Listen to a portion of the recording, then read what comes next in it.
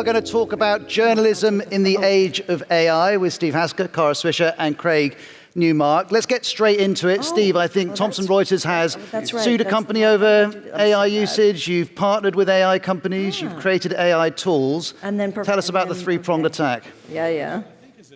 And then you send me a business, which of course is Reuters. This to me, this being generative and now agentic AI, feel to be more transformational and more disruptive than the sort of advent of the internet, mobile, social, of course, Google through search and so forth. So I think the opportunities and the risks could be and likely will be even bigger as news gatherers license or don't license their content. And so at Reuters, what we've done, and credit to the Reuters team for navigating this, we've taken a cautious approach with that in mind. We have done a select number of deals. I can't look anyone in the eye and tell you we've nailed it. But what we've done is we've basically said, we're not taking the sort of live news file, so we're not taking the news feed. It's the archive. It's not the images, and it's not the video. It's not the audio. It really is just but it's the text. We've tried to get the highest price because we want to fund the next generation of journalists and the next wave of investigations and stories and breaking news. We want to be in 200 plus countries across the world. And we've tried to keep the deals to be short term.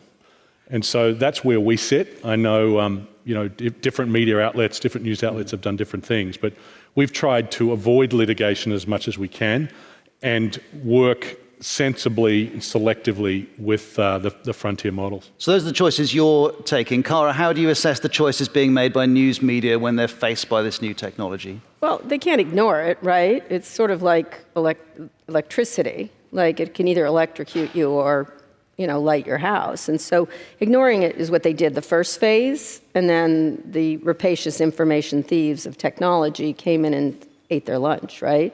And so in this case, they have to participate in some fashion.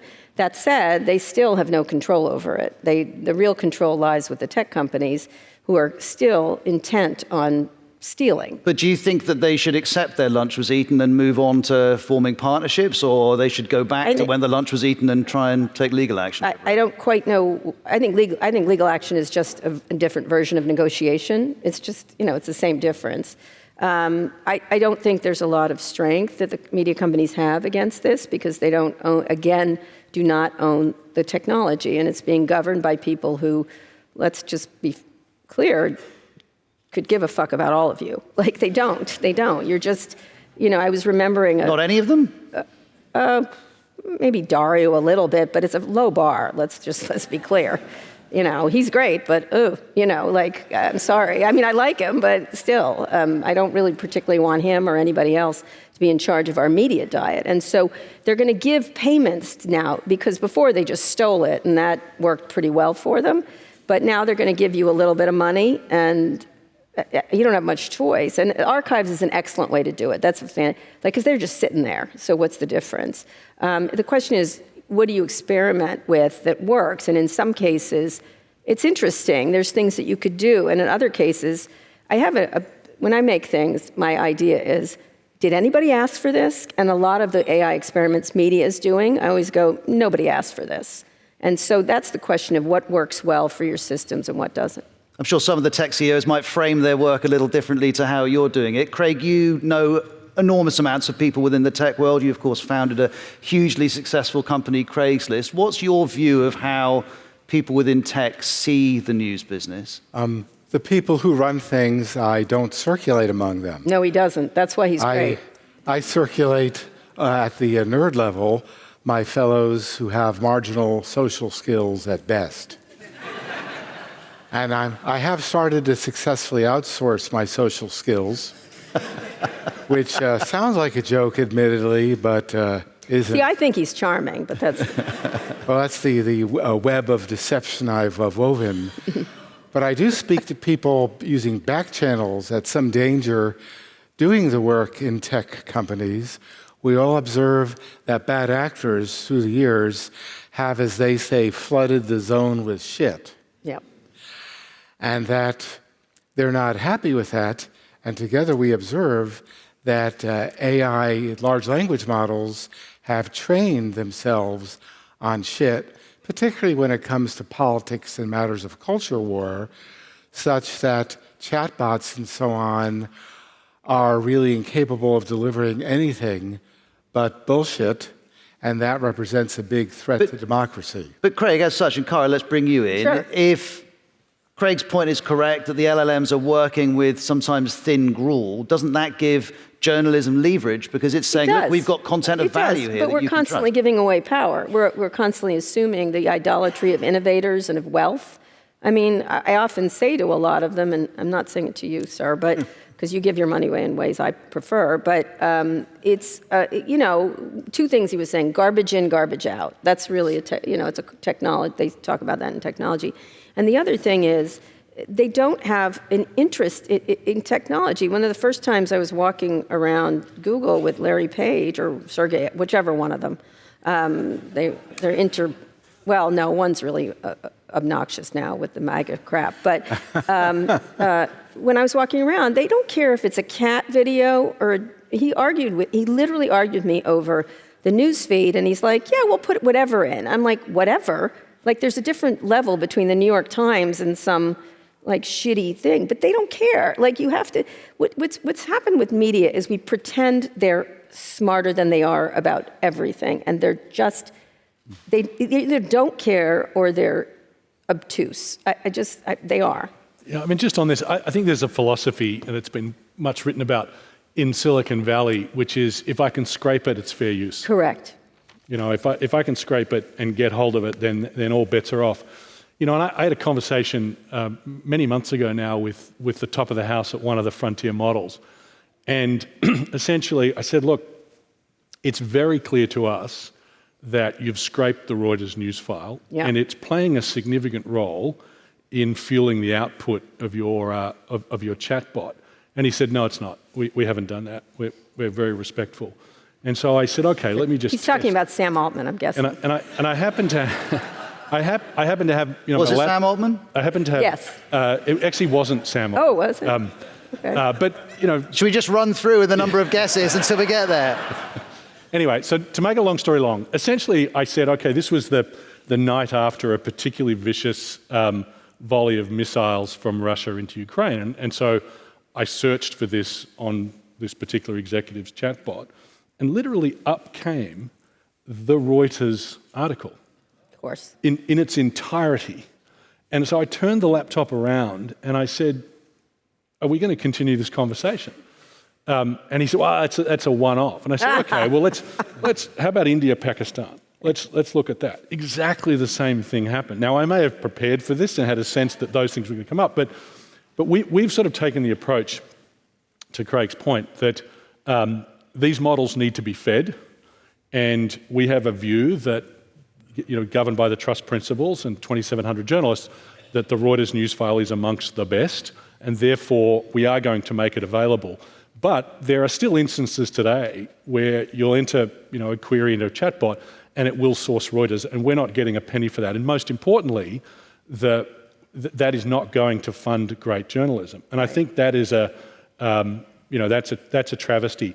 And to Kara's point, the tech industry have done a wonderful job of sort of flattening everything to the point where a cat video and a thoroughly investigated, fact-based, independent piece of journalism is on a level playing field. Yep. And I think that's the great travesty, because the consumer, in some places, is just not able to discern. I mean, they should be able to discern, but I think But your strategic decision, Steve, is you do want to put the information in, but you want some value in return, some payment in return. We know News Corp's done a $250 million deal with OpenAI. There are other examples. It's de minimis to these companies. You do know that. It's a parking ticket.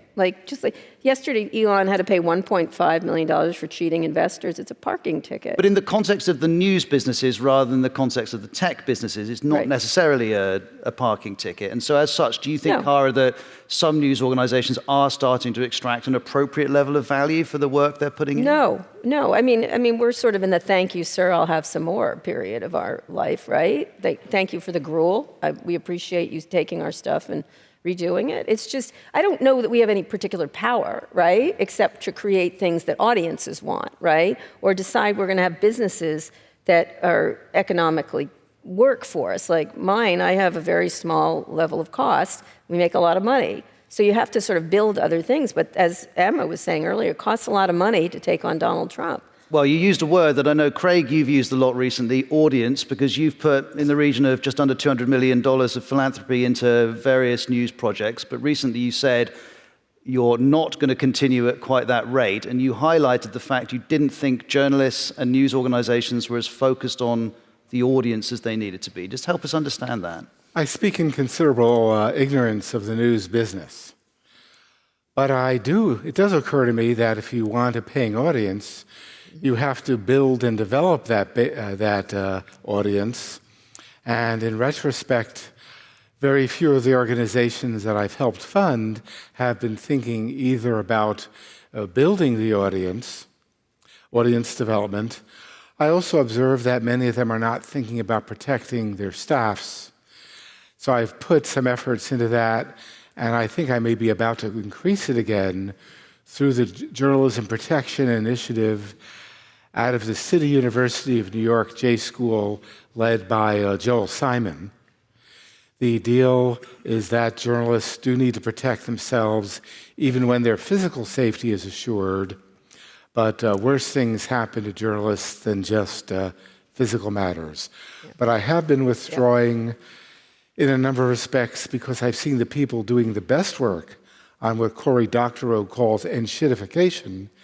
They don't prepare to defend themselves against enshittification. Yeah, he's right. He's 100% right. But I wonder if there's something almost full circle here in which you're saying there's good work being done, but it's not being shaped in a way that works for audiences. So potentially, Steve, this technology allows us to reshape the types of journalism products and how we distribute them in a reasonably radical way to use Craig's phrase, best cater to the audience. I think that's right, Ross. The issue, and we've sort of alluded to it, is, the news industry doesn't have a lot of control today. Kara's arguing none. I think that's probably pretty close to true. And I think what makes me nervous is, okay, so a frontier model has ingested all this information. They control the user experience. Therefore, they control the aggregation of that audience and what's put in front of them.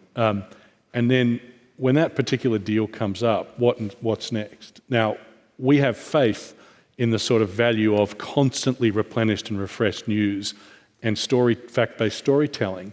It remains to be seen whether the tech industry has that same faith and whether they will continue to remunerate journalists for that work. Now, we've already heard from some incredible people up here on the stage who in different ways work for news organizations, which of course have enormous audience-facing products. But there is a version of this relationship with the tech companies where even if you cut a deal that gives you appropriate returns on your content, the point of contact with the consumer just becomes the tech platforms rather than the news organizations. Yeah, years ago, Sheryl Sandberg called me when they were doing all those deals with tech companies. And she's like, oh, we'd like to do a deal with you. And I go, we'd like to pay you to put stuff, whatever stupid deal they were pushing at the time. And she's like, we'd like to pay you. And I said, so do you pay for your friends? Like, if you were good for me, I would just do it, right? Why do you need to pay me to do it? And they're like, well, we'll make you bigger. I said, I don't think this has anything to do with me. I think it has to do with you grabbing my shit and running with it. Like, I don't. And she's like, well, you don't understand. I go, no, I think I really do understand. This is my seed corn, and you want it, and I'm not giving it to you. So, and the whole argument was, we'll make you bigger, we'll make you more famous. I'm like, I'm good, sweetheart. Like, I didn't say sweetheart to her, but I thought it. And I would say the same thing to Mark, but they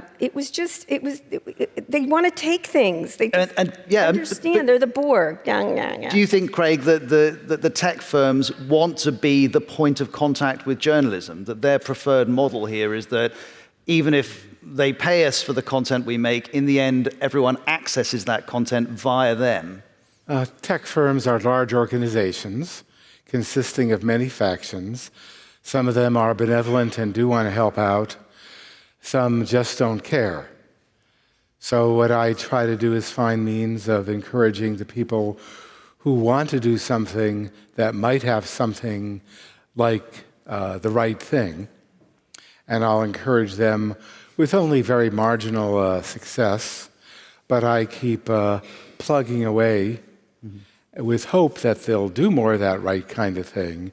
The big variable in this specific area that occurs to me more and more is Wikipedia, since Wikipedia alone among news institutions is self-healing. They will get something wrong, it will be fixed seriously on a long-term basis. So I've been thinking about that a lot. I also think about training journalism students in long-term trustworthy journalism. That's the J School, the City University of New York, which has always been about providing people who have had no opportunity with some opportunity. So my focus is on, in the long term, trying to help people out. I don't expect to live to see it, but I do need to include in my estate planning some combination of haunting and Craig GPT. Yeah. Okay. But one of the things is, look, this happens to be a nice. Are you a billionaire anymore? No. Okay. This happens to be someone who's nice, but relying on the kindness of billionaires is a road to nowhere. Yeah. And as he was saying, the audience is all that matters. Like, literally, the audience is it. And they're not stupid. They do not want slop. But you resisted Sheryl Sandberg's approaches. All of them. But do you think it's viable for individual journalists and news organizations to remain destinations for content? Or do you think in the end we're heading it? You do? You can take advantage. The three things you have to think about when you're making a piece of content, no matter how big or small. I think we all doom scroll about ourselves all the time. And I try to focus in on things that are really working. Like, this stuff. I think we insult the audience by thinking they want the slop too. They don't. All the movies that won this year are all handmade movies. Sinners, Weapons, One Battle After Another, Devil Wears Prada. It goes even Hail Mary. These are artists doing things. The audience is smart. We sit and pretend the power is with the tech companies. It's with the audience, and they want really great stuff, and they're pushing against all this slop. They are. What do you think, Sora? Oh, Sora's going to kill us. Oh, did it? No, Sora closed down. Because Sora sucks. As was predicted by Scott Galloway on your podcast. Yes, but it sucks. Like, look at it. Like, it's okay now, for a second. We're on the home straight of this. A cat goes dancing or whatever. But that's like one time. We're on the home straight of this panel, and I guess underpinning this entire conversation about journalism in the age of AI is the concept of copyright, the concept of intellectual property, and Donald Trump's chief tech advisor has suggested that because America is in an AI race with China, that perhaps the US can't afford to pay entire attention to the concept of copyright because it's more important that America develops its AI at a faster rate than China. Yeah, I mean, I think it's, I would argue something very different. If you think about, if you believe that AI, when you boil it down, is a race between the US and China, then think about the component parts. So access to energy. Well, I think everything I read and see is that China is bursting ahead in terms of renewables. Access to data science and engineering talent. I think it's very hard to argue that the US is going to prevail there, particularly with some of the limitations on immigration. Access to chipsets. Well, today, that's an advantage to the US, but I think who in the room believes that that will persist? And so you boil it down to, how will the US win this race? It's going to be based on great content. And that's where and that requires a level of copyright protection. So I actually think that the strategy itself that's being espoused by certain advisors to the administration is misguided for that reason, because China will not respect copyright. I think we've sort of understood that for the last 30 or 40 years. The US and the UK and so forth can and largely has. And there's a slew of cases coming through the courts now where I think the legal experts in the room would argue, could argue back and forth as to how they're going to play. I think it's incredibly important that creatives are incented to create and are rewarded for doing so. Otherwise, the AI that we all enjoy in the West is not going to be, is going to be inferior to that which Chinese. Let me tell you, they've been trotting out this Xi or me argument. I did an interview with Mark, and that's instantly where he went. He's like, well, if it's not me, it's Xi, and I was like, Xi or me? I don't like either choice. I mean, I suppose you're better, but again, low bar. Like, are you kidding me? And that's not the argument. That's just not. And why is it the media companies have to suffer? And guess who's rich? Guess who wins? Like, why don't they sacrifice? It's such nonsense. It's one of their. It's like saying, AI is going to solve cancer. It will, by the way, but it's a marketing tool for them. And it's the same thing with the China stuff. And it's not, copyright is the most critical thing to keep protected, to protect us. It's our stuff, that they're using. And that seems like a very good note on which to end. Thank you very much, Craig Newmark, Kara Swisher, Steve Hasker. Thank you to all of you.